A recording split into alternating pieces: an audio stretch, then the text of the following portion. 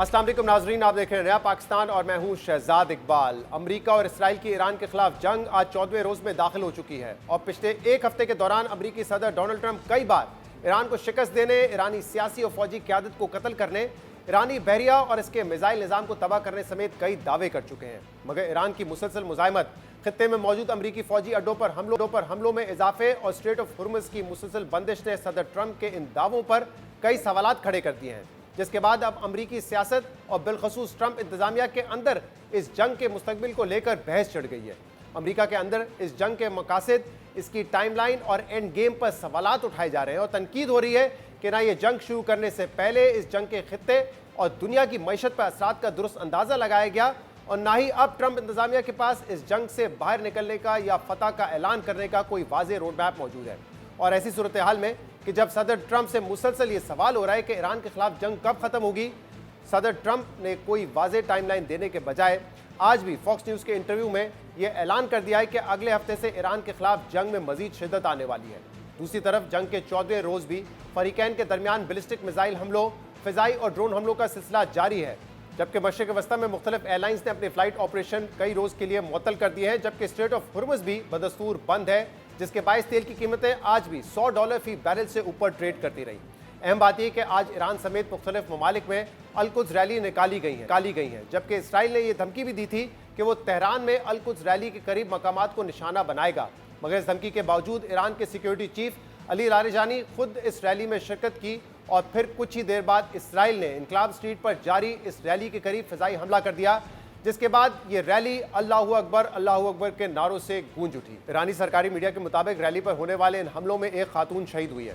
Iran के security chief Ali Larijani ने rally पर इसराइली हमले पर कहा है कि यह हमला इसराइल की कमज़ोरी और कन्फ्यूजन को जाहिर करता है। सदर ट्रंप ना समझ सके कि ईरानी कौम मजबूत और पुरअज़म है। दूसरी जानिब ईरान के आज इसराइल पर हमलों में 2 इसराइली शहरी जख्मी हुए हैं, जबकि हिज़्बुल्लाह ने भी लबनान से इसराइल पर मिसाइल दागे हैं।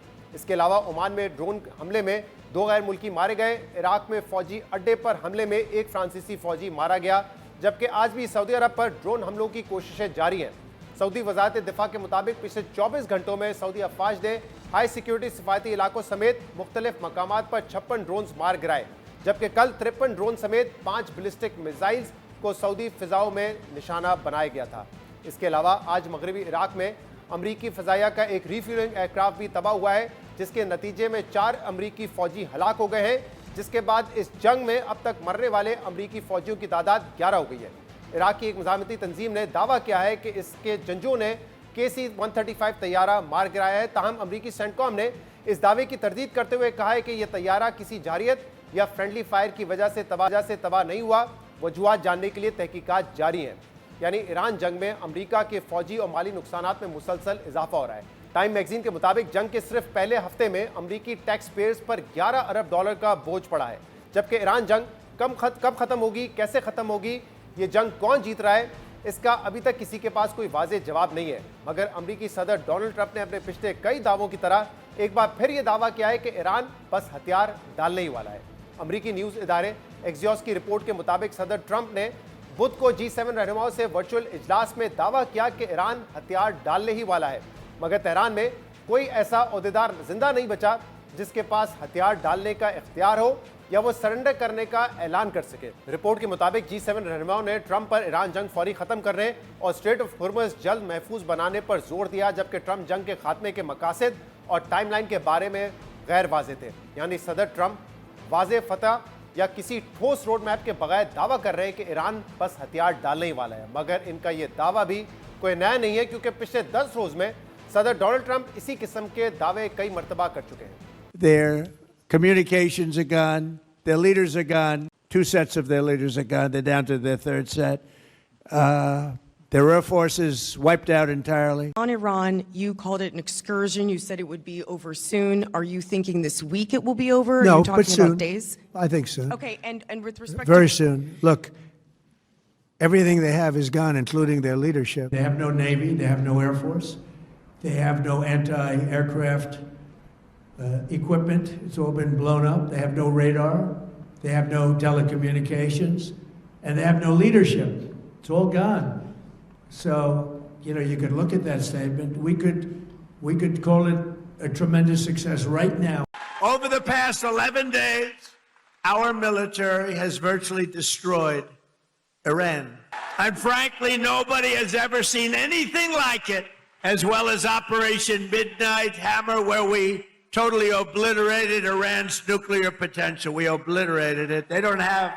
We're crushing the enemy in an overwhelming display of technical skill and military force. Iran's drone and missile capability is being utterly demolished. सदर ट्रंप के ये दावे ऐसे वक्त में सामने आ रहे हैं कि जब अभी तक अमेरिका ने ना ही ईरान के बैलिस्टिक मिसाइल निज़ाम को पूरी तरह तबाह किया है, ना स्ट्रेट ऑफ हॉर्मुज़ को वो खुलवाने में कामयाब रहा है, ना ही रिजीम चेंज में कामयाब हुआ है। और इसी सूरत हाल में अब ये खबरें सामने आ रही है कि अमेरिका 3 अहम अहदाफ के हसूल के लिए ईरान में ज़मीनी कार्रवाई की तैयारी कर रहा है। ब्लूमबर्ग में रिटायर्ड अमरीकी एडमिरल जेम्स स्टेवरिडिस के मजमून के मुताबिक अमेरिका ईरान में बूट्स ऑन ग्राउंड भेजने पर गौर कर रहा है, जिसके तहत कई खतरनाक मिशन शामिल हैं जिनके लिए अमरीकी फौजियों को ईरान की सरजमीन के अंदर जाना पड़ सकता है। मजमून के मुताबिक अमरीकी फौजी को ईरान में 3 अहदाफ हासिल करने हैं। पहला ये कि अमरीकी स्पेशल फोर्सेस ईरान में घुसकर अफजोदा यूरेनियम के बड़े ज़खायर को अपने कब्जे में लें और इन ज़खायर को वहीं तबाह करें या एयरलिफ्ट करके ईरान से बाहर ले आएं। दूसरा हदफ ये कि खलीज फारिस में वाक़ खारक जजीरे पर कब्जा किया जाए और मुस्तकबिल में ईरान के खिलाफ कार्रवाइयाँ इसी जजीरे से लीड की जाएँ। और तीसरा ये कि CIA और इसराइल की मोसाद के साथ मिलकर ईरान में मुज़ाहमती तहरीक शुरू की जाए। मगर अमरीकी तहकीकाती सहाफ़ती जेरेमी स्कैहिल के मुताबिक अगर अमरीका वाकई ज़मीनी कार्रवाई के ऑप्शन पर गौर कर रहा है तो ये बात जान लें कि अगर ऐसा हुआ तो बहुत बड़ी तादाद में अमरीकी फ़ौजी बॉडी बैग्स में वापस आएंगे, यानी कि उनकी लाशें वापस आएंगी। This would be the mother of all fool's errands.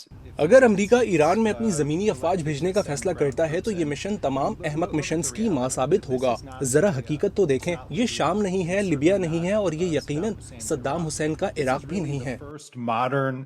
अगर हम इसकी सलाहियतों और रियासती इदारों की बात करें तो ये दूसरी जंग अजीम और कोरिया के बाद पहला मौका है कि अमेरिका किसी जदीद कौम के साथ जंग लड़ रहा है। मेरा ख्याल है कि अमेरिका पासदारान इनकलाब की ताकत और ईरानी माशरे की साख का बहुत गलत अंदाज़ा लगा रहा है। Fabric of Iranian society. See, जब आप अपनी ही गलत फहमियों पर यकीन करने लगते हैं, जब आप ये फर्ज कर लेते हैं कि हर ईरानी शहरी मुल्लाओं की आमदियत का कैदी है, जैसी ज़बान पेंटागन और व्हाइट हाउस में इस्तेमाल की जाती है, और जब आप अपनी ही बातों के सहर में मुब्तला हो जाते हैं, तो फिर आप ये कहना शुरू कर देते हैं कि अगर हम ज़मीनी फौज भेजें तो नेतन्याहू के बकौल वहाँ के लोग हमारे हक में उठ खड़े होंगे। Netanyahu's telling us that the people are going to. लेकिन ऐसी सोच का अंजाम एक मुकम्मल तबाही पर होगा, जो सिर्फ एक दलदल नहीं होगी बल्कि अमरीकी फौजियों की लाशें बड़ी तादाद में वापस आएंगी। You know, I मैं ये बात वाज़ेह कर दूं कि अगर अमेरिका ज़मीनी फौज भेजने का सोचता है तो ये एक बदतरीन खूनरेज़ी होगी। इसकी वजह भी है कि ईरानी वज़ीर ख़ारजा अब्बास अराग़ची, जो कि बरतानिया से पढ़े हुए PhD डॉक्टर हैं, जब NBC पर ज़मीनी फौज के इम्कान के बारे में पूछा गया तो उन्होंने कहा हमें इसका इंतज़ार है। NBC about the possibility of ground troops, he said we're looking forward to it. इसी हवाले से अमरीकी सदर और इसराइली वज़ीर आज़म के करीब समझे जाने वाले सेनेटर लिंडज़ी ग्रैहम ने कहा है कि अभी ईरान में फ़ौजी उतारने की कोई ज़रूरत पेश नहीं आई क्योंकि अभी ये जंग ख़त्म नहीं होने जा रही। दूसरी तरफ खित्ते में जारी कशीदगी को लेकर कल वज़ीर आज़म शहबाज शरीफ और फील्ड मार्शल आसिम मुनीर की सऊदी अरब में वली अहद शहज़ादा मोहम्मद बिन सलमान से मुलाकात हुई है, जिसमें पाकिस्तान ने सऊदी अरब के साथ मुकम्मल यकजहती का इजहार किया है। इस पूरी सूरत हाल पर बात करने के लिए हमें ज्वाइन किया है मुनीर अकरम साहब ने, पाकिस्तान के सिफारतकार हैं और यूनाइटेड नेशन में पाकिस्तान के परमानेंट रिप्रेजेंटेटिव भी रह चुके हैं। बहुत बहुत शुक्रिया मुनीर अकरम साहब, आपने हमें ज्वाइन किया।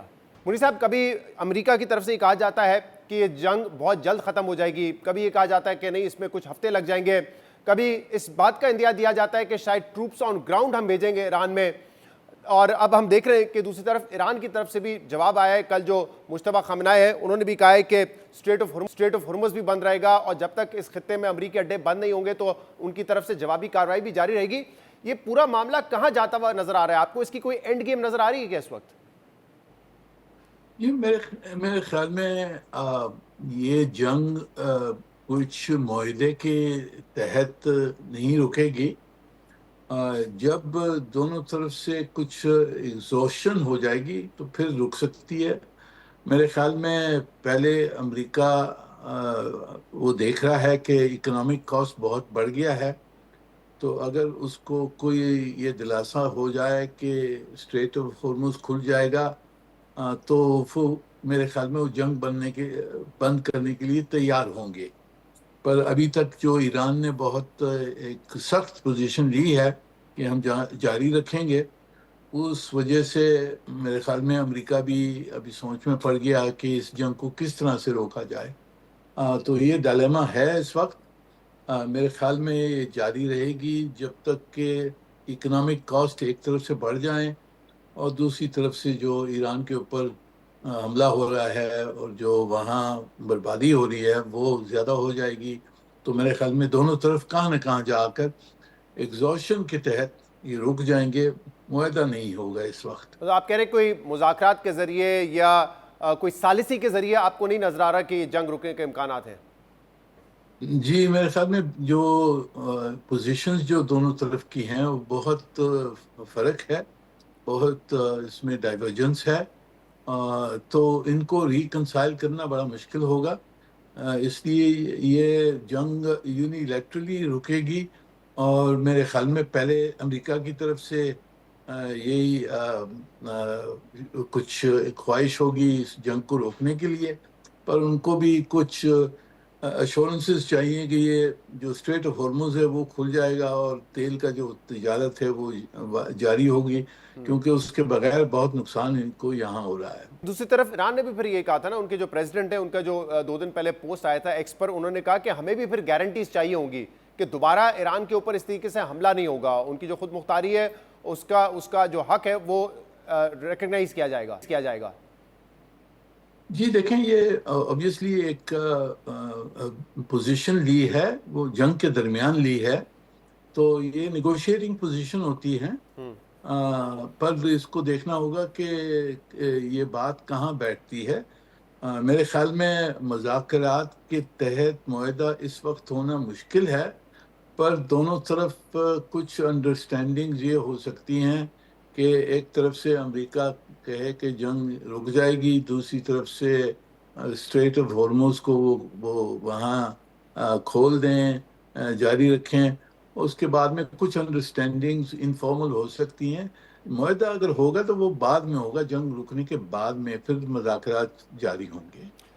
منیر صاحب, ڈونلڈ ٹرمپ کئی ایسے بیانات دے چکے ہیں جس میں وہ کہتے ہیں کہ ہم نے تو پہلے دن ہی یہ جنگ جیت لی تھی, ہم نے ان کو شکست دے دی ہے, ان کی قیادت کو ہم نے ختم کر دیا, ان کی نیوی ہو, ان کی ایئر فورس ہو, ان سب کو ہم نے ختم کر دیا ہے. لیکن پھر بھی ہم دیکھ رہے ہیں کہ ویسٹرن نیوز پیپرز میں ہی اس طرح کے تجزیے بھی آ رہے ہیں کہ امریکہ اس جنگ میں جا کر پھنس گیا ہے. تو آپ کو لگتا ہے کہ واقعی پھنس گیا, اور کیا کوئی مس کیلکولیشن تھی کہ ایران اس طریقے سے ریاکٹ نہیں کرے گا؟ آپ کو لگتا ہے کہ اس قسم کی کوئی اسیسمنٹ ہوگی کیا ان کی؟ جی میرے خیال میں بہت جلدی سے ٹرمپ صاحب نے فیصلہ کیا. میرے خیال میں یہ نیتن یاہو جو ہے اس نے ان کو اس میں جنگ میں گھسیٹا ہے, اور جو اسرائیل اور نیتن یاہو کی جو آبجیکٹیوز ہیں وہ امریکہ سے مختلف ہیں. وہ اسرائیل تو چاہتا ہے کہ جتنا کیوس ہو پورے خطے میں وہ ان کے لیے تو بہتر ہے, کہ بربادی ہو, ایران کی بربادی ہو, خلیج کے جو عرب ملک ہیں ان کی بربادی ہو, اور یہ سب کمزور ہو جائیں, پھر ایک ہی طاقت رہ جائے گی خطے میں, وہ اسرائیل ہے. تو ان کا جو آبجیکٹیو ہے وہ تو کیوس تھا. امریکہ کا آبجیکٹیو کلیئر نہیں تھا, بڑی کنفیوژن کے تحت وہ آئے ہیں اندر, اور اب وہ ڈیفائن نہیں کر سکتے ہیں کہ جی ہم نے جیت لیا. تو کیا جیتا آپ نے؟ رجیم چینج تو نہیں ہوئی, بربادی ضرور ہوئی ہے ایران میں, ان کی دفاعی قوت میں, ان کی اکانومی پہ لوگوں کو مارا ہے, کمزور کیا ہے, وہ صحیح ہے, پر اس کی جیت تو نہیں ہے جب تک کہ ایرانی حکومت ڈٹی رہتی ہے اور ان کے میسائل اور ڈرونز وہ پھینکتے رہتے ہیں. تو جیت تو نہیں ہوئی امریکہ کی. تو میرے خیال میں وہ کنفیوژن کے آبجیکٹیو جو تھی ان کی کنفیوز تھیں, اور ابھی یہ سمجھ نہیں ان کو آ رہی کہ کس طرح سے ہم ڈکلیئر کریں کہ ہم جیت گئے ہیں اور نکل جائیں, اس جنگ کو روکیں اس طرح سے. اور خلیجی ممالک نے اب تک ریاکٹ نہیں کیا. انفیکٹ ہم دیکھ رہے تھے کہ الجزیرہ کی رپورٹنگ کے مطابق سعودی عرب کا جو سٹیٹمنٹ ہے وہ کہہ رہے ہیں کہ پچھلے 24 گھنٹے کے اندر 56 ڈرون اٹیکس ہوئے جو انہوں نے انٹرسیپٹ کیے ہیں. اب یہ جو ریاکشن نہیں آ رہا خلیجی ممالک کی جانب سے, کیا یہ اسی ریئلائزیشن کی وجہ سے ہے کہ اسرائیل چاہتا ہے کہ اس خطے میں جو ہے جنگ زیادہ پھیلے تاکہ تمام جو عرب ممالک ہوں بالخصوص اس خطے میں وہ کمزور ہو جائیں؟ جی بالکل, یہ ان کو سمجھ ہے کہ اگر جو خلیج کے ممالک ہیں اگر وہ جنگ شامل ہو جائیں ایران کے خلاف, تو ان کا تو الائنس پھر اسرائیل کے ساتھ ہو جائے گا نا, ایک مسلمان ملک کے خلاف. اور اب کوشش یہ پاکستان کی بھی بہت اس میں کوشش رہی ہے کہ سعودی عرب اور ایران کے تحت جو ایکسچینجز ہو رہی ہیں اس کو بند کیا جائے. ہم نے اوبیسلی ہم ایران سے بھی بات کر رہے ہیں, سعودی عرب سے بات کر رہے ہیں, ہماری کمٹمنٹس ہیں سعودی عرب کے ساتھ. تو یہ ہم نے اس کو تو اس ایسپیکٹ کو تو رکوانا ہے کہ خلیج کے عرب ممالک اور ایران کے درمیان کھلی جنگ نہ ہو. اور ہم نے یہی ایران کو سمجھانا ہے کہ جی آپ اپنے یہ مسلمان ملکوں کو کمزور نہ کریں, کیونکہ بعد میں صرف اسرائیل رہ جائے گا ایک طاقت اس خطے میں. مودی صاحب, پاکستان کی سفارتکاری کی تعریف بھی ہو رہی جس کا ابھی آپ نے بھی ذکر کیا, لیکن آپ یہ بتائیے گا کہ اب پاکستان بڑا کلیئرلی ایک بڑی ٹائٹ روپ پہ اس وقت چل رہا ہے. پاکستان کا انٹرسٹ اس وقت کس میں ہے؟ ہم نے دیکھنا ہے کہ ہماری انٹرسٹ کہاں ہے. ہماری انٹرسٹ یہ ہے کہ ایران اور خلیجی ممالک اسپیشلی سعودی عرب کے درمیان جنگ نہیں ہو, کیونکہ سب کمزور ہو جائیں گے اور اسرائیل اوپر چڑھ جائے گا. اس میں ہمارے تعلقات اگر یا سعودی سے خراب ہو جاتے ہیں یا ایران سے خراب ہو جاتے ہیں, دونوں ہمارے لیے مشکل پیش کیے تو ہو جائے گی. تو ہم نے تو یہی کوشش کرنی ہے اور ہماری کوشش جاری ہے کہ آپس میں یہ جنگ نہیں ہو. ایران کو بھی ہم سمجھانے کی کوشش کر رہے ہیں کہ جی آپ نے اڈوں وڈوں پہ تو حملے کیے, پر آپ نے سویلین ٹارگٹس جو لگائیں سعودی عرب اور خلیج میں وہ صحیح نہیں ہے.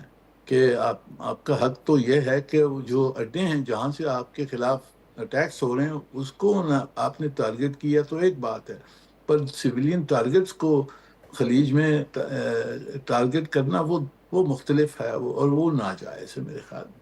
مودی صاحب, آپ کو لگ رہا ہے کہ پاکستان کا کردار جو ہے وہ سفارت کاری تک ہی محدود رہے گا یا اس سے آگے بھی کچھ ہو سکتا ہے؟ کیونکہ کل بھی کراؤن پرنس محمد بن سلمان کی پرائم منسٹر شہباز شریف کے ساتھ ملاقات ہوئی ہے. ہمارا ان کے ساتھ ڈیفنس پیکٹ ہے, ان کے جو ڈیفنس منسٹر ہیں یہ کچھ دن پہلے بتا بھی چکے ہیں کہ پاکستان کا ڈیفنس پیکٹ ہے. تو آپ کو لگتا ہے کہ کردار یہیں تک محدود رہے گا یا اس سے کوئی زیادہ کردار اب ان حالات میں پاکستان کا آپ دیکھ رہے ہیں؟ یہ دیکھیں, ابھی مجھے کچھ یعنی کہ اندرونی علم نہیں ہے, پر یہ سمجھ آتی ہے کہ جی ہم نے سعودی عرب کے ساتھ یہ پیکٹ کیا ہے, اس پیکٹ کے تحت ہم نے ان کو ڈیفینڈ کرنا ہے. جو ان کی جو نیشنل ٹیریٹری ہے, جو نیشنل ٹارگٹس جس کے خلاف یہ حملے ہو رہے ہیں وہ ناجائز ہے, اور وہاں ہم نے ان کو مدد کرنی ہے ان قسم کے اٹیکس کے خلاف. پر ایٹ دا سیم ٹائم ہم ایران سے بھی ہمارے تعلقات اچھے ہیں, ہم چاہتے ہیں کہ یہ ایران سے تعلقات اچھے رہیں. تو ایران کو ہمیں یہی سمجھانے کی کوشش ہم کر رہے ہیں کہ جی آپ جو حملے ہیں وہ سعودی عرب پہ یا خلیج کے ممالکوں پہ جو حملے آپ کر رہے ہیں اس سے آپ کو بھی فائدہ نہیں ہے, پورے خطوں کو نہیں فائدہ ہے, اسلامی دنیا کو نہیں فائدہ ہے.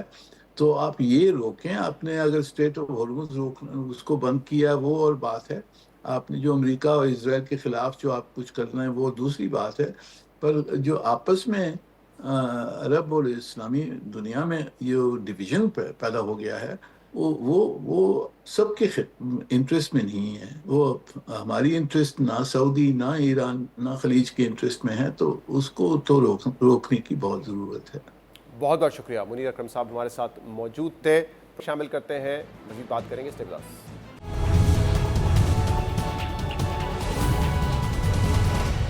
Welcome back. صوبہ سندھ میں گورنر کا عہدہ ایک طویل عرصے سے پاکستان پیپلز پارٹی اور ایم کیو ایم کے درمیان تنازع کی وجہ بنا ہوا تھا, اور اب بالآخر ایم کیو ایم کے کامران ٹیسوری کی جگہ نون لیگ کے نہال ہاشمی کو گورنر سندھ تعینات کر دیا گیا ہے, جنہوں نے آج اپنے عہدے کا حلف بھی اٹھا لیا ہے. گورنر سندھ نہال ہاشمی کی تقریب حلف برداری آج سپیر گورنر ہاؤس میں منعقد ہوئی, جس میں chief justice Sindh high court justice Zafar Ahmed Rajput نے ان کے عہدے کا حلف لیا, اور تقریب میں وزیر اعلیٰ سندھ مراد علی شاہ, سندھ کابینہ کے ارکان اور نون لیگ کے رہنماؤں نے شرکت کی. اہم بات یہ کہ نہال ہاشمی سے پہلے سندھ کے گورنرشپ ایم کیو ایم کے رہنما کامران ٹیسوری کے پاس تھی, اور وہ تقریباً 3.5 سال تک گورنر سندھ کے منصب پر فائز رہے, اور اکثر اپنے بیانات یا اقدامات کی وجہ سے کامران ٹیسوری خبروں کی زینت بنتے رہے. اہم بات یہ ہے کہ فروری 2024 کے انتخابات کے بعد نون لیگ اور پیپلز پارٹی میں یہ معاہدہ طے پایا تھا کہ پنجاب اور خیبر پختونخوا میں گورنرشپ پیپلز پارٹی کو ملے گی, جبکہ سندھ اور بلوچستان میں گورنر نون لیگ سے ہوگا. لیکن نون لیگ نے اس معاہدے کے بعد سندھ میں اپنا گورنر مقرر کرنے کے بجائے کامران ٹیسوری کو ہی 2 साल तक इस ओहदे पर बरकरार रखा था, लेकिन पिछले कुछ अरसे से पीपल्स पार्टी की सिंध हुकूमत वफाकी हुकूमत से मुतालबा कर रही थी कि गवर्नर सिंध को तब्दील किया जाए, क्योंकि कामरान टिसोरी ने गवर्नर हाउस को एमक्यूएम का सियासी दफ्तर बनाया हुआ है। पीपल्स पार्टी का इल्जाम था कि कामरान टिसोरी सिंध हुकूमत के खिलाफ साजिशों में मसरूफ है, जिसकी एक मिसाल गवर्नर हाउस में होने वाली एक तकरीब है जहां मुकर्रिरीन की जानिब से कराची की सिंध से अलहदगी और कराची को वफाक के ज़ेरे इंतजाम करने की बातें की गई थी। ताहम दिलचस्प बात यह है कि गवर्नर की तब्दीली के बाद वज़ीर इत्तलात शजील मेमन ने इसे नून लीग का फैसला करार दिया है और कहा है कि इसमें हम कुछ नहीं कर सकते। दूसरी जानिब एमक्यूएम की जानिब से पार्टी लेवल पर गवर्नर की तब्दीली पर कोई बाकायदा रद्द-ए-अमल सामने नहीं आया है, जबकि पार्टी रहनुमा वसीम अख्तर ने दावा किया है कि इस तब्दीली पर एमक्यूएम को एतमाद में नहीं लिया गया। ताहम हमने पार्टी के एक सीनियर रहनुमा से इस हवाले से बात की तो उनका कहना था कि गवर्नर की तब्दीली पर वफाकी हुकूमत ने पार्टी के सरबराह खालिद मकबूल सिद्दीकी को एतमाद में लिया था। इसके अलावा साबिक गवर्नर कामरान टिसोरी ने इस तब्दीली के बाद निहाल हाशमी के लिए नेक ख्वाहिशात का इजहार करते हुए कहा है कि उन्हें गुल प्लाजा के मामले पर बोलने की सज़ा दी गई और उन्हें पता है कि उन्हें किसके कहने पर हटाया गया, लेकिन फिलहाल वो किसी का नाम नहीं लेंगे। जबकि एमक्यूएम के रहनुमा और कामरान टिसोरी के करीबी समझे जाने वाले डॉक्टर फारूक सत्तार ने कहा है कि एमक्यूएम को इस तब्दीली को रेड लाइन बनाना चाहिए और फौरी हुकूमत से निकल जाना चाहिए। कामरान भाई की उनके मनसब से अलहदगी, ये एमक्यूएम को इसे रेड लाइन बनाना होगा। बगैर एतमाद में लिए, बगैर बताए पूछे मशवरा किए बगैर एक शबखून की तरह शबखून मारा गया। एक खबर चला दिया मीडिया पर कि गवर्नर सिंध को हटाया जा रहा है और किसी और को गवर्नर लाया जा रहा है। अगर ये औकात और ये हैसियत है एमक्यूएम पाकिस्तान की, हुकूमत ने ये पैगाम दिया है वफाक ने कि हमारी तरफ से आप अलहदा हैं, हम पीपल्स पार्टी ब्लैकमेल करे चाहे कुछ करे, हम पीपल्स पार्टी हमारी पार्टी। एमक्यूएम को हमने, हुकूमत ने एमक्यूएम को खैरबाद कह दिया ये फैसला करके, अब एमक्यूएम पाकिस्तान को भी ये फैसला करना चाहिए, हुकूमत को खैरबाद कह के हुकूमत से अलहदा हो जाना चाहिए। डॉक्टर फारूक सत्तार अपनी जमात से हुकूमत छोड़ने का मुतालबा कर रहे हैं। अब देखना होगा कि इस तब्दीली पर एमक्यूएम क्या रद्द-ए-अमल देती है। अहम बात यह कि गवर्नर सिंध की तब्दीली पाकिस्तान पीपल्स पार्टी का देरीना मुतालबा रहा है, इसलिए इस तब्दीली को मायने खेज करार दिया जा रहा है, जिसके बाद सवाल ये उठ रहा है कि अब क्या पीपल्स पार्टी आने वाले दिनों में अहम हुकूमती फैसलों और इकदाम में हुकूमत का साथ देगी, जिनमें 28वीं तरमीम और एनएफसी से मुतल्लिक मामला भी शामिल हो सकते हैं। इन तमाम मामलों पर हम बात करेंगे। ज्वाइन किया है नून लीग के सीनियर रहनुमा और वज़ीर आज़म के मुशीर बराए सियासी अमूर सेनेटर राना सनाउल्लाह ने। राना साहब बहुत बहुत शुक्रिया वक्त देने के लिए। राना साहब, तब्दील कर दिया गया है, गवर्नर सिंध कामरान टिसोरी थे, उनको हटाकर नामजद किया गया निहाल हाशमी साहब को, जिन्होंने आज अपने ओहदे का हल्फ भी उठा लिया है। क्या वजह बनी इस तब्दीली की और क्या ये बात दुरुस्त है कि एमक्यूएम पाकिस्तान को एतमाद में भी नहीं लिया गया? देखें शहजाद, इसमें दो चीज़ें जो है ना वो बड़ी रेलेवेंट होंगी इस सवाल के जवाब में। पहली बात तो ये है कि जब कोलिशन गवर्नमेंट वजूद में आई तो हमारे कोलिशन पार्टनर्स जो यानी सेकंड लास्ट एमक्यूएम थी और जो मेन हमारे कोलिशन पार्टनर वो पीपल्स पार्टी है, तो इनके दरमियान और हमारे दरमियान या पीएमएलएन के दरमियान कुछ चीज़ें तय हुई थी। तो उसमें जो गवर्नर्स का इशू था उसमें ये तय हुआ था कि सिंध और बलूचिस्तान का गवर्नर पीएमएलएन से होगा और केपीके और पंजाब का गवर्नर जो है वो पीपल्स पार्टी नामजद करेगी। तो ये कभी भी एमक्यूएम से ये वादा नहीं था, ना ये उस एग्रीमेंट का हिस्सा था जो उनसे हुआ कि गवर्नर सिंध जो है वो एमक्यूएम का होगा। एमक्यूएम का शुरू में जो मैं अगर ऑनेस्टली मैं बात करूं तो उनका कैबिनेट पोजीशन का भी मुतालबा नहीं था, बल्कि उनका मुतालबा कराची की डेवलपमेंट के हवाले से कुछ फंड्स और मेगा प्रोजेक्ट्स का था। लेकिन बाद में फिर हमारी तरफ से प्राइम मिनिस्टर साहब की तरफ से उनको कहा गया कि आप कैबिनेट का हिस्सा ज़रूर बने और बाकी जो कराची की डेवलपमेंट या जो प्रोजेक्ट्स मेगा प्रोजेक्ट्स आप कह रहे हैं उनके मतलब भी जो है वो हम जो है वो आपको अकोमोडेट करेंगे। تو اس میں جو ہے وہ پوزیشنز ان کو دی گئیں وفاقی حکومت میں، کیبنٹ میں، اور جو پروجیکٹس یا فنڈس کا معاملہ ہے اس کے اوپر بہرحال ان کا یعنی پوری سیٹسفیکشن تو نہیں ہے، لیکن ہماری طرف سے پوری کوشش ہے. اور جو بجٹ اب نیا آنے جا رہا ہے تو اس میں بھی کوشش کریں گے کہ ہم ایم کیو ایم کے دوستوں کو پوری طرح سے جو ہے وہ اکاموڈیٹ کریں، ان کو مطمئن کریں. باقی جو کامران ٹیسوری صاحب ہیں، کیونکہ یہ گورنر پہلے سے چلے آ رہے تھے، یہ کیئر ٹیکر گورنمنٹ کے وقت سے چلے آ رہے تھے، تو اچھا کام کر رہے تھے، بڑی متحرک شخصیت تھے، تو اس لیے کوئی ضروری نہ سمجھا گیا کہ ان کو فوری طور پہ جو ہے وہ کوئی تبدیل کیا جائے. لیکن یہ پچھلے کچھ عرصے میں کچھ صورتحال ایسی جو ہے وہ درپیش ہوئی جس میں وہاں پہ صوبائی حکومت کی فنکشننگ میں کوئی تھوڑا بہت جو ہے وہ ایک دو جگہ پہ خلل آیا. تو اس کے بعد پھر وزیر اعظم صاحب نے یہ محسوس کیا کہ کیونکہ وعدہ تو پہلے سے ان سے تھا نہیں، اور دوسری طرف تھا کہ پی ایم ایل این کا گورنر ہوگا، تو پھر اس کی وجہ سے پی ایم ایل این کی طرف سے نہال ہاشمی صاحب کو گورنر نامزد کیا گیا. لیکن کیا ایسے معاملات تھے جس کی وجہ سے آپ کہہ رہے ہیں کہ اب صورتحال ایسی پیدا ہو گئی پروونشل گورنمنٹ کے ساتھ کہ ان کو تبدیل کرنا پڑا؟ کیونکہ آپ کا جو معاہدہ پیپلز پارٹی سے تھا وہ تو الیکشن کے فوراً بعد ہوا تھا، یعنی کہ فروری 2024 کے بعد ہوا تھا، جبکہ یہ تو پی ڈی ایم کے زمانے سے جو ہے گورنر تھے سندھ میں. ہاں تو یہ یعنی وعدہ تو یہی تھا نا کہ ان کی جگہ پہ گورنر جو ہے وہ پی ایم لیکن ایل اب این کا صورتحال ہوگا. کیا ہوئی ایسی؟ لیکن کیونکہ معاملات ٹھیک چل رہے تھے تو اس لیے، اور بڑے متحرک تھے ٹیسوری صاحب، تو اس لیے ضرورت محسوس نہیں کی گئی. لیکن اب کچھ تھوڑا سا معاملات جو ہے وہ پچھلے دنوں کچھ ایسے واقعات ہوئے کہ اس میں پیپلز پارٹی کمفرٹیبل نہیں تھی.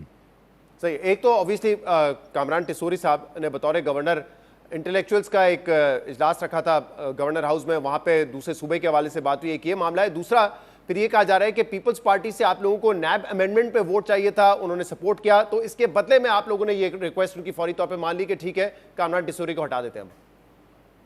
نہیں، اس میں بدلے والی بات کوئی نہیں ہے. تو معاملہ یہ ہے کہ یہ مناسب سمجھا گیا کہ اس صورتحال کو جو ہے وہ تبدیل کر دیا جائے. میرا خیال ہے کہ میں اس کے اوپر اسی حد تک اگر تبصرہ کروں تو زیادہ مناسب ہوگا. دونوں ہمارے لیے بہت ہی باعث احترام ہیں، ایم کیو ایم بھی اور پیپلز پارٹی بھی ہمارے بڑے کولیشن پارٹنرز ہیں. جی. تو ہم تو ہر وقت اس کوشش میں بھی ہیں کہ ان کے معاملات بھی جو ہیں وہ کراچی کے حوالے سے آپس میں جو ہے وہ اسٹریم لائن رہے. کامران آپس ٹیسوری میں صاحب کا ان کی نام بھی جو پی ڈی ایم گورنمنٹ کے دوران بھی آپ لوگوں نے تو دیا نہیں تھا بطور governor. M Q M Pakistan خود کہتے ہیں کہ ہم نے بھی ان کا نام نہیں دیا تھا جب ان کی اپوائنٹمنٹ اس وقت ہوئی تھی. تو جو ان کے سپورٹرز تھے وہ بھی اب پیچھے ہٹ گئے، انہوں نے بھی اعتراض نہیں کیا اس بات پر؟ نہیں، دیکھیں وہ تو کیئر ٹیکر گورنمنٹ میں ان کا تقرر ہوا تھا، اس وقت ہماری ریکمنڈیشن پہ تو نہیں ہوا تھا ان کا تقرر. 2022 سے، مطلب وہ پی ڈی ایم گورنمنٹ سے چلتے ہوئے آ رہے تھے نا. ہاں، اس وقت تو کیئر ٹیکر سیٹ اپ تھا. غالباً انوار الحق کاکڑ صاحب اس بارے میں بہتر بتا سکتے ہیں کہ انہوں نے کن کنسیڈریشنز یا کن ریکمنڈیشنز کی بنیاد پہ ان کا تقرر کیا تھا. صحیح. اچھا، جہاں تک مجھے پتا ہے میرے خیال سے 2022 کے آخر سے جو ہے وہ بطور گورنر کام کر رہے تھے، تو اس کا مطلب تو پھر وہ پی ڈی ایم کی حکومت ہی ہوگی نا اس وقت. ہاں، لیکن وہ اس وقت سے کام کر رہے تھے، لیکن یہ جب کولیشن گورنمنٹس بنی ہیں تو پھر یہ طے تھا کہ یہاں پہ پی ایم ایل این کا بندہ جو ہے وہ گورنر نامزد ہوگا. لیکن آپ جیسے کہہ رہے ہیں ایم کیو ایم پاکستان بھی آپ کی اتحادی ہے، تو کم سے کم ایم کیو ایم کی جو لیڈرشپ ہے، خالد مقبول صدیقی صاحب، ان کو بتا تو دیتے تھے کہ ہم یہ کرنے جا رہے ہیں، بتائے بغیر کر دیا یہ سارا کچھ. جی، ان سے اس بارے میں جو ہے وہ طریقے سے جو ہے وہ بات ہوتی رہی ہے. ان کی نالج میں تھا یعنی کہ تبدیلی ہونے جا رہی ہے یہ؟ جی، میری بھی بات ہوتی رہی ہے، اور یقیناً وزیر اعظم کی بات اس سلسلے میں ہوتی رہی ہوگی. تو یہ طریقے سے ان کے علم میں تھا یہ بات. کیونکہ خالد مقبول صدیقی صاحب کا تو اب تک کوئی بیان نہیں آیا، لیکن ان کے پارٹی میں کچھ رہنماؤں کا یہ کہنا ہے کہ ایم کیو ایم پاکستان کو بتایا بھی نہیں گیا اور اب وہ غور کر رہے ہیں اس بات پہ کہ کیا اس حکومت کا حصہ رہنے کا کوئی فائدہ بھی ہے یا نہیں ہے. تو آپ کو لگتا ہے کہ اس حد تک ایم کیو ایم پاکستان جائے گی کہ حکومت سے علیحدہ ہو جائے؟ نہیں، میرا خیال ہے کہ ایم کیو ایم کا سندھ کی گورنر کا کوئی ان کا مطالبہ ہی نہیں تھا، اور ان کا مطالبہ جو ہے وہ کراچی کے حوالے سے جو ان کے مطالبات تھے ان کو ہم نے پورا کیا بھی ہے، اور مزید ان کو پورا کرنے کی کوشش بھی کریں گے. تو اس لیے یہ تو کبھی بھی ان کا مطالبہ نہیں رہا تھا کہ سندھ کا گورنر جو ہے وہ ان کو دیا جائے. اور اس لیے آپ کو لگتا ہے پاکستان جو ہے وہ حکومت چھوڑ کے جائے گی بھی نہیں؟ بے شک کچھ لوگ ان کے یہ بات کر رہے ہیں، لیکن ایم کیو ایم پاکستان حکومت کا حصہ رہے گی. جی بالکل ان کو نہیں جانا چاہیے، کیونکہ یہ تو ان کا مطالبہ ہی نہیں تھا، یہ کبھی انہوں نے مطالبہ نہیں کیا، اور ریزسٹ یا بھی نہیں کیا. بلکہ ابھی جب کبھی آپ کہہ انہوں رہے نے ہیں کہ یہ آپ مطالبہ بھی نہیں کی کیا بھی کہ آپ خالد ان کو مقبول صاحب سے ہٹائیں. بات ہوئی ہے یا پرائم منسٹر کی بھی ہوتی رہی ہے، تو انہوں نے ریزسٹ بھی نہیں کیا کہ نہ کریں اس تبدیلی. نہیں دیکھیں، اس میں جب یہ طے ہو گیا کہ یہ گورنر جو ہے اس کا تقرر پی ایم ایل این سے ہوگا، تو انہوں نے اس کے اوپر بھی کبھی اعتراض نہیں کیا. صحیح. رانا صاحب، ایران جنگ کے حوالے سے بات کرتے ہیں. ظاہر سی بات ہے، سب کی خواہش ہے کہ یہ جنگ مزید طویل نہ ہو، لیکن اس کے ختم ہونے کے امکانات کے حوالے سے کچھ کہا نہیں جا سکتا. اب اس پورے معاملے میں پاکستان کی جو سفارت کاری ہے اس کی بڑی تعریف کی جا رہی ہے، کیونکہ ہم نے بیلنس کیا ہے. جب آیت اللہ خمینائی کو شہید کیا گیا ہم نے اس کی بھی مذمت کی، اور اب جب ایران کی طرف سے خلیجی ممالک پر حملے ہو رہے ہیں تو ہم نے اس کی بھی مذمت کی ہے. لیکن اب آگے جا کے کیا پاکستان کا جو کردار ہے آپ کو وہ لگتا ہے کہ محدود رہے گا سفارت کاری تک، یا پاکستان کا کردار اس سے زیادہ بڑھ بھی سکتا ہے؟ دیکھیں، یہ جنگ اگر کوئی نئی صورت اختیار کرتی ہے، اور وہ کیا صورت اختیار کرتی ہے، تو اس کے اوپر تو کوئی پریڈکٹ نہیں کیا جا سکتا.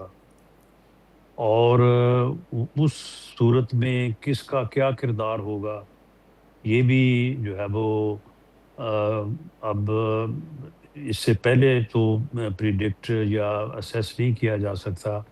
لیکن بہرحال اللہ تعالیٰ سے دعا بھی ہے، یقین بھی ہے، اور پاکستان کی عسکری اور سیاسی قیادت کی جو ہے وہ بھرپور کوشش ہے کہ یہ جنگ جو ہے، پہلی بات تو یہ ہے کہ یہ جنگ ختم ہو، امریکہ جو ہے یہ اپنا جو اٹیک ہے اس کو ختم کرے. اسرائیل جو اس میں ایک شیطان کا رول ادا کر رہا ہے، اس شیطانی رول کو جو ہے وہ ختم کیا جائے، اس کو کرب کیا جائے. اور دوسرا یہ ہے کہ کسی بھی صورت میں مسلمان ملکوں کے درمیان جو ہے یہ جنگ نہ پھیلے. ایران جو ہے وہ کسی صورت بھی مسلمان ملکوں کے اوپر جو ہے وہ ان کو ٹارگٹ نہ کرے، اور خاص طور پہ سعودی عرب کو ٹارگٹ نہ کرے. یہ اس کے لیے ایرانی قیادت سے ہماری قیادت جو ہے وہ پوری طرح رابطے میں ہے، اور انہوں نے پوری طرح سے اپنی ڈپلومیٹک ایفرٹس جو ہیں ان کو بروئے کار لایا ہوا ہے. وزیر خارجہ اسحاق ڈار صاحب جو ہے وہ بھی ان کے وزیر خارجہ سے آلموسٹ ڈیلی بیسس کے اوپر رابطے میں ہیں. وزیر اعظم کی ابھی کل ہی جو ہے وہ صدر ایران سے جو ہے وہ بڑی تفصیل گفتگو ہوئی ہے. تو اسی سلسلے میں وہ سعودی عرب بھی تشریف لے گئے تھے. باقی ہماری کوشش تو پوری ہے، لیکن یہ بات بھی ایک مسلمہ حقیقت ہے، اور اس سے ہم کبھی پیچھے نہیں ہٹ سکتے کہ ہم سعودی عرب کے ساتھ ایک ڈیفنس ایگریمنٹ میں ہیں، اور وہ ساورن گارنٹی ہے، اور اس کے ہم پابند ہیں. اس کی پابندی میں کوئی دوسری رائے نہیں ہو سکتی. لیکن وہ وقت آئے، میں سمجھتا ہوں کہ وہ وقت کسی اور کے خلاف آئے، اسرائیل کے خلاف آئے تو ہمیں بڑی خوشی ہوگی، لیکن کسی مسلمان ملک کے خلاف آئے تو وہ ہمارے لیے بڑی بدقسمتی ہوگی. اچھا، معاملہ اس کے یہ لیے ہماری پوری کوشش ہے، اور امید ہے کہ کل کے میاں شہباز شریف صاحب وزیر اعظم کے کل کے سعودی عرب کے دورے، اور اس سے پہلے پریزیڈنٹ ایران سے ہونے والی بات کے بعد جو ہے وہ کافی سیٹسفیکشن ہے کہ انشاءاللہ تعالی ایسا نہیں ہوگا. رانا صاحب، اب تک اس معاہدے کے تحت جو ہمارا ڈیفنس پیکٹ ہے اس کے تحت کیا سعودی عرب نے پاکستان سے اس خواہش کا اظہار کیا ہے کہ آپ ہمارے دفاع میں اب ہمارا ساتھ دیں؟ دیکھیں، خواہش کا اظہار کرنے کی ضرورت ہی نہیں ہے. یعنی جب آپ ایک ایگریمنٹ میں ہیں اور ساورن گارنٹی ہے تو اس میں خواہش کا اظہار کرنے والی کون سی بات ہے؟ اب تک تو سعودی عرب یا جو خلیجی ممالک ہیں وہ خود ریاکٹ نہیں کر رہے نا، وہ ایران پہ کوئی جوابی کارروائی تو نہیں کر رہے، اس لیے میں پوچھ رہا ہوں کہ اب تک کیا ہم سے کوئی کسی قسم کی خواہش کا اظہار کیا ہے کہ آپ ہمارے دفاع میں ہمارے ساتھ کھڑے ہوں؟ کیونکہ پچھلے 24 گھنٹے میں 56 ڈرون اٹیکس ہوئے سعودی عرب پہ جو انہوں نے انٹرسیپٹ کیے ہیں۔ بہرحال یہ بہت اچھی پالیسی ہے سعودی عرب کی کہ جو وہ خود ریئیکٹ نہیں کر رہے، اور جب وہ خود ریئیکٹ نہیں کر رہے تو وہ پھر کسی اور سے خواہش کیوں کریں گے ریئیکٹ کرنے کی؟ لیکن بہرحال یہ صورتحال جو ہے یہ پاکستان، سعودی عرب، ایران کے لیے یہ پورے عالم اسلام کے لیے بڑا المیہ ہے، تو اللہ تعالیٰ جو ہے وہ اس المیہ سے جو ہے وہ عالم اسلام کو بچائے، تو اس سے جو ہے وہ حد المقدور تو کوشش یہی کی جائے گی کہ اس سے محفوظ رہا جائے۔ صحیح رانا صاحب، اس کے علاوہ افغانستان کے ساتھ جو ہمارے معاملات ہیں، 12 اور 13 مارچ کی رات کو بھی ہم نے افغان طالبان اور جو دہشت گرد ٹھکانے ہیں ان کو نشانہ بنایا ہے۔ اب ذرا بتائیے گا کہ یہاں پہ بھی یہ معاملہ اسی طرح چلتا رہے گا یا اس پہ کوئی بات چیت کے امکانات ہیں؟ کیونکہ جو روائٹرز کی خبر ہے اس کے مطابق چینی جو ہیں وہ بڑی کوشش کر رہے ہیں کہ اس میں ثالثی کا کردار ادا کریں پاکستان اور افغانستان کے درمیان۔ انہوں نے غالباً جو روائٹرز کی خبر ہے وہ یہ بھی کہتی ہے کہ جو صدر ہیں چائنا کے، ان کا پیغام بھی پہنچایا ہے پاکستان تک، تو کوئی امکانات ہیں کہ ثالثی کے ذریعے اس معاملے کو حل کیا جا سکے؟ جی، پاکستان کی اس بارے میں پالیسی یہ ہے کہ کسی بھی ثالثی ویلکم کریں گے۔ اس سے پہلے بھی ہم نے ویلکم کیا، قطر کی ثالثی کو ویلکم کیا، ٹرکی کی ثالثی کو ویلکم کیا، لیکن معاملہ یہ ہے کہ ہمارا تو اس میں مطالبہ ہی کوئی نہیں ہے۔ ہمارا تو صرف اتنا مطالبہ ہے کہ ہمارے ملک میں دہشت گردی نہ کی جائے، تو اس سے کم جو ہے وہ ہماری شرط جو ہے وہ کیا ہو سکتی ہے؟ آج اگر افغانستان جو ہے وہ اس بات کی یقین دہانی کروا دے اور وہاں پہ ایک ایسا رینج ہو جائے جس کی مختلف جو اسٹریٹجیکل شکلیں ہیں، تو ہمارا تو سوال ہی پیدا نہیں ہوتا۔ ہم نہ افغانستان پہ قبضہ کرنا چاہتے ہیں، نہ حملہ کرنا چاہتے ہیں، نہ ان کا کوئی نقصان کرنا چاہتے ہیں، ہم تو اپنے نقصان کو، اپنے آپ کو محفوظ کرنا چاہتے ہیں۔ بہت بہت شکریہ سینیٹر رانا، ہمارے ساتھ موجود تھے۔ پروگرام میں ایک بریک شامل کرتے ہیں، مزید بات کریں گے۔